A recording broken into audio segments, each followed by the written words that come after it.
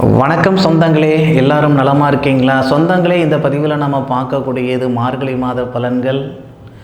ரிஷப ராசியில் பிறந்த நண்பர்களுடைய வாழ்வாதாரத்திலையும் வாழ்க்கையிலையும் வரக்கூடிய மார்கழி மாதத்தில் என்னென்ன மாற்றங்கள் இந்த பிரபஞ்சம் கொடுக்க போகுதுன்றது பற்றி தான் முழுமையாக பார்க்க போகிறோம் இந்த காணொலியில்.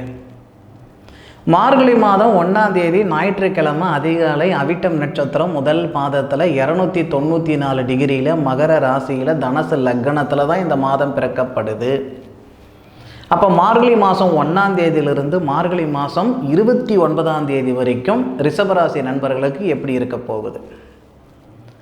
இந்த மாத பலன்கள் மட்டும் இல்லை, ஜோதிடம் அப்படின்றது வாக்கு கிடையாதுங்க, பிரசன்னம் கிடையாது, கணிதம். வாசன் பஞ்சாங்கம் வச்சு ஜோதிடம் சொன்னாலும் சரி, அதாவது திருக்கணித பிரகாரம் நம்ம ஜோதிடம் சொன்னாலும் சரி, அல்லது வாக்கிய பஞ்சாங்கம், அந்த வாக்கிய கணித பிரகாரம் ஜோதிடம் சொன்னாலும் கணிதம் அப்படின்னு இல்லைன்னா ஜோதிடம் இல்லை. நான் சொல்லக்கூடிய பலன்கள்லாம் ஆதாரம் சொல்கிறதோ, இந்த இடத்துல இந்த கிரகம் இருக்குன்னு சொல்கிறனோ, அதுக்கு என்ன காரணம் அப்படின்னா கணிதம். இந்த இடத்துல இந்த நட்சத்திரத்தில் இத்தனை டிகிரியில் இருக்குதுன்னா இந்த மாதிரியான பலன்களை கொடுக்குன்றதுக்காக தான் உங்களுக்கு ஆதாரபூர்வமாக உங்களுக்கு பலன் சொல்கிறேனுங்க. கொஞ்சம் நிதானமாக நீங்கள் இந்த பலன் கேட்டிங்கன்னா உங்களுக்கே புரிஞ்சிடும், ஓ இதை வச்சு தான் இவர் இப்படி சொல்கிறாரா அப்படின்றது. இப்போ ரிஷப ராசி அதிபதி யாருன்னு கேட்டிங்கன்னா சுக்கிரன். அந்த சுக்கிரன் ராசிக்கு 6வது பாவகத்தில் இருக்கிறார். 9ஆம் தேதி வரைக்கும் உங்களுடைய ராசிநாதன் 6வது பாவகத்தில் மறைவு ஸ்தானத்தில் இருக்கிறார். அது நல்லதான்னு கேட்டிங்கன்னா நிச்சயமாக நல்லது கிடையாது. உங்கள் ராசியாதிபதி 6வது பாவகத்தில் மறைஞ்சிருக்காரு. 12வது பாவகத்தில் இருக்கக்கூடிய குரு பகவான் தேவகுருன்னு சொல்லக்கூடியவர் அசுரகுருன்னு சொல்லக்கூடிய சுக்கிர பகவானை பார்க்குறார்.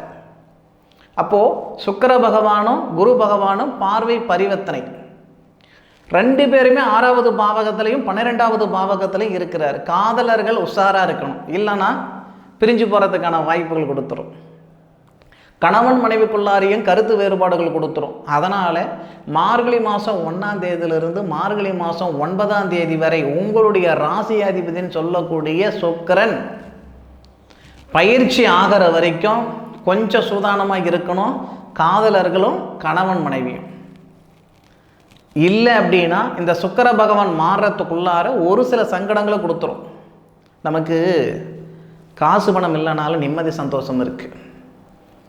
அந்த நிம்மதி சந்தோஷமாக போயிடுச்சுன்னா சங்கடமாகி போயிடும். எது எப்படி இருந்தாலும் ரிஷபராசி நண்பர்களுக்கு மார்கழி 10ஆம் தேதியிலிருந்து நல்லா இருக்குது. ஏன்னா மார்கழி 10ஆம் தேதினா உங்களுடைய ராசியாதிபதி பார்வையை நீங்கள் வாங்குறீங்க. வருடத்துக்கு ஒரு முறை இந்த மாதிரி ஒரு அதிர்ஷ்டம் கிடைக்கும். அதுபோக உங்களுடைய ராசிக்கு 2வது பாவகத்துக்கு அதிபதினு சொல்லக்கூடிய புதன் சூரிய பகவானோட சேர்ந்து சுபஸ்தானாதிபதியோட சேர்ந்து 8வது பாவகத்தில் இருந்து உங்களுடைய ராசிக்கு 2வது பாவகத்தை பார்க்குறாங்க. அதனால் பொருளாதாரத்தில் இருக்கிற பிரச்சனைகளை சரி பண்ணுவீங்க. மார்கழி 9 தேதிக்கு மேற்கொண்டு கழுத்து பிடிக்கிற அளவுக்கு கடன் பிரச்சனை இருக்குது, பணம் பிரச்சனை இருக்குது, எதை சாப்பிட்டா என் பித்தம் தெளிகின்ற அளவுக்கு இருந்துக்கிட்டு இருக்குதுங்க, ஏன்டா இருக்கணும் எதுக்கடா இருக்கணுன்ற மனநிலையில் நான் இருந்துக்கிட்டு இருக்கிறேன்னு சங்கடப்பட்டு இருக்கிற ரிஷபராசி நண்பர்களாக இருந்தாலும் அந்த மனநிலையில் இருந்தால் கூட மார்கழி 10ஆம் தேதியிலிருந்து ஒரு மாற்றங்கள் தரக்கூடிய தருணமாக இந்த பிரபஞ்சம் தரப்போகுது. காய்க்கிற மரம் தான் கல்லடிப்படுன்னு சொல்லுவோம் இல்லையா? அது உண்மைதான். இந்த ரிஷபராசி நண்பர்கள் கிட்டத்தட்ட 1 வருஷம் 1.25 வருஷமாகவே ஒரு சில சங்கடம் கொடுத்துக்கிட்டு தான் இருக்குது. யாரோ பிழைக்கிறதுக்கு நாம் கஷ்டப்பட்டுக்கிட்டு இருக்கிறோமே தவிர நம்மளுடைய உழைப்பு நமக்கு வந்து சேரல, நம்ம பணம் நமக்கு வந்து சேரல. அப்போது மார்கழி 10ல் இருந்து நம்ம உழைப்புக்கு தகுந்த உயர்வு கொடுக்கும், வாழ்க்கைக்கு ஏற்ற வளர்ச்சி கொடுக்கும். ஒரு சில நண்பர்களுக்கு வெளிநாடு போகிறதுக்கான பிராப்தம் கொடுக்கும். இந்த மாதிரி நிறைய விஷயம் நடக்க போகுதுங்க ரிஷபராசி நண்பர்களுக்கு. மார்கழி 10ஆம் தேதியிலிருந்து மார்கழி மாதம் 29ஆம் தேதி வரை கிட்டத்தட்ட 19 நாள் நல்லாயிருக்கும், நிச்சயமாக நல்லாயிருக்கும், அதில் மாற்று கருத்து இல்லை. இதில் இன்னொரு சமாச்சாரம் என்னன்னா, சுக்கிர பகவான் நம்ம ராசியை பார்க்குறாருன்னா மாத கிரகம்ன்றது சூரியன். சூரியன் எந்த பாவகத்தில் இருக்கிறாரோ, எந்த ராசியில் இருக்கிறாரோ அந்த ராசியில் 3 நட்சத்திரத்தில் அவர் டிராவல் பண்ணுவார். அதுதான் மாதம். மார்கழி மாதத்தில் பார்த்தீங்கன்னா மார்கழி மாதம் 29 நாள் தான். என்ன காரணம்னு கேட்டிங்கன்னா தனுசு ராசியில் சூரியன் இருப்பார். ஒரு நட்சத்திரத்துக்கு 13 நாள். தனுசு ராசியில் வரக்கூடிய நட்சத்திரங்கள் மூல நட்சத்திரம், தனுசு ராசி கேதுவுடைய நட்சத்திரம். அதன் பிறகு புராட நட்சத்திரம். மூல நட்சத்திரம் சொல்லக்கூடிய கேதுவுடைய நட்சத்திரம், இதில் 13 நாள் சூரிய பகவான் டிராவல் பண்ணுவார். அதன் பிறகு பூராடம் நட்சத்திரத்தில் ஒரு 13 நாள் டிராவல் பண்ணுவார். அப்போது மார்கழி 26ஆம் தேதி வரைக்கும் மீதம் இருக்கிறது எத்தனைன்னு கேட்டிங்கன்னா 27, 28, 29 3 நாள். அந்த 3 நாளில் தான் அதாவது சூரியனுடைய நட்சத்திரமான உத்திராடம் நட்சத்திரத்தில் சூரியன் வருவார், அவருடைய சுய நட்சத்திரத்தில். அப்போது முதல்ல வரக்கூடிய அந்த கேதுவடி நட்சத்திரத்தில் சூரிய பகவான் வரும் பொழுதும் உங்கள் ராசிநாதன் மறைவு ஸ்தானத்தில் இருக்கிறது நமக்கு சாதகம் கிடையாது, பாதகம்தான். ஒரு சில நண்பர்களுக்கு பொருளாதார ரீதியாக இன்னும் சிக்கல் வரும். கணவன் மனைவிக்குள்ளார பெரிய பிரச்சனை வரும், விவாகரத்து வர அளவுக்கு வந்துடும். அதனால தான் பொறுமையாக சொன்னேன், முடிஞ்ச அளவுக்கு விட்டு கொடுத்து போயிடுங்க. இப்போ நம்ம முன்ன பின்ன தெரியாதவங்க கிட்டலாம் நம்ம விட்டு கொடுத்து போகிறோம். மனைவி மக்கள்கிட்ட விட்டு கொடுத்து போகிறதுல தப்பில்லை. இவங்க தான் நம்ம வாழ்க்கை அப்படின்னு நம்ம பழகிக்கிட்டு இருக்கக்கூடிய அந்த காதலர்கள் கூட கொஞ்சம் விட்டு கொடுத்து போனீங்கன்னா இந்த நேரம் நல்ல விதமாக இருக்கும். இல்லைன்னா சங்கடங்கள் கொடுத்துரும். பிரிஞ்சு போயிட்டீங்கன்னா மறுபடியும் ஜென்மத்துக்கு சேர மாட்டீங்க, பார்த்துக்கிடுங்க. என்ன தம்பி இப்படி சொல்கிறீங்கன்னு கேட்காதீங்க, ஏன்னா அந்த மாதிரி ஒரு நேரம் இது. அப்போ மார்கழி 9 தேதி வரைக்கும் பொறுமையாக இருங்க. மார்கழி 9 தேதிக்கு மேற்கொண்டு சத்தியமாக நல்லா இருப்பீங்க, நிச்சயமாக நல்லா இருப்பீங்க. அதில் எவ்விதமான மாற்று கருத்தும் கிடையாது. அது போக மார்கழி மாதம் 10ஆம் தேதியிலிருந்து மார்கழி மாதம் ஒரு 21ஆம் தேதி வரைக்கும் வச்சுக்கிடுங்க. 21 இல்லை 22, 23, 24 வரைக்குமே சூரிய பகவான் சுக்கிர பகவானுடைய நட்சத்திரத்தில் வருவார். போராடம் நட்சத்திரம் சொல்லக்கூடிய சுக்கிர பகவானுடைய நட்சத்திரத்தில் இருந்து உங்கள் ராசிக்கு 2வது பாவகத்தை பார்க்குறாரு. அப்போ அந்த நேரத்தில் நிறைய நண்பர்களுக்கு திருமண தடைகள் நீங்கும். அதுபோக உடல் ரீதியாக இருக்கிற பிரச்சனைகள் சரியாகும். படிப்புக்கேற்ற வேலை வாய்ப்புகள் கொடுக்கும். அதுபோக இந்த பூர்வ புண்ணியஸ்தானத்தில் இருக்கிற பாவங்கள் எல்லாம் சரி பண்ணிக்கலாம். அந்த நேரத்தில் பரிகாரங்கள் செய்கிறதன் மூலமாகவோ அல்லது இந்த முன்னோர்களுடைய சாபம் நீங்கிறதுக்கு முன்னோர்கள் அந்த சாபம் நீங்கிறதுக்கு உண்டான பரிகாரம் செய்கிறதன் மூலமாகவோ இந்த ரிஷபராசி நண்பர்கள் மேலுக்கு வரலாம். நம்மளுடைய கர்மாவை தீர்க்கக்கூடிய ஒரு தருணம்னு வச்சுக்கோங்களேன். அது சூரிய பகவான் சுக்கிரனுடைய நட்சத்திரத்தில் ஏறி இருக்கணும். ரிஷபராசிக்கு 8வது பாவகத்தில் மறைஞ்சிருக்கணும். அதுபோக உங்கள் ராசிக்கு 2வது பாவகத்தை பார்க்கணும். இது அருமையான நேர காலங்கள்.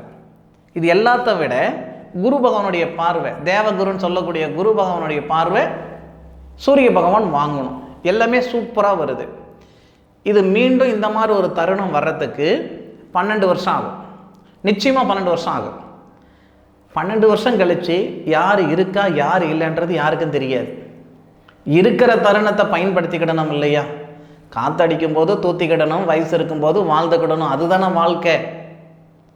இந்த நேரம் அருமையான நேரம். அண்ணன் தம்பிங்க 4 பேர் இருக்கிறாங்க, யாருக்குமே கல்யாணம் ஆகலை, கல்யாணம் ஆகிடுச்சு, யாருக்குமே குழந்தை பிறக்கலை. இதெல்லாம் பூர்வ புண்ணிய சாபம். அப்படி இருக்கிற நண்பர்களுக்கு மார்கழி மாதம் 10 தேதியிலிருந்து மார்கழி மாதம் 22 தேதிக்குள்ளார பரிகாரங்கள் செய்கிறதன் மூலமாக, பரிகாரங்கள் அப்படின்னா ஒரு பரிகாரம் செய்கிறதுக்காக தான் வர சொல்கிறாருன்னு ஏதாவது தப்பு கப்பாக நினச்சிட்டு இருக்கீங்க. அப்படியே கிடையாது. உங்களுடைய குலதெய்வம் கோவிலுக்கு போய் பண்ணாலும் சரி, இல்லை ராமேஸ்வரம் நீங்கள் போயிட்டு வந்தாலும் சரி, இல்லை கூடுதலை போயிட்டு வந்தாலும் சரி, உங்களுடைய முன்னோர்களுக்கு நீங்கள் செய்யக்கூடிய முறைப்பாடுகள் அந்த வகையில் உங்களுடைய கர்ம விலகும். இல்லை யாருக்காவது நீங்கள் தானம் செய்கிறதன் மூலமாக உங்களுடைய கர்மம் நீங்கும். இதுக்கு அருமையான நாட்கள், பயன்படுத்திக்கோங்க.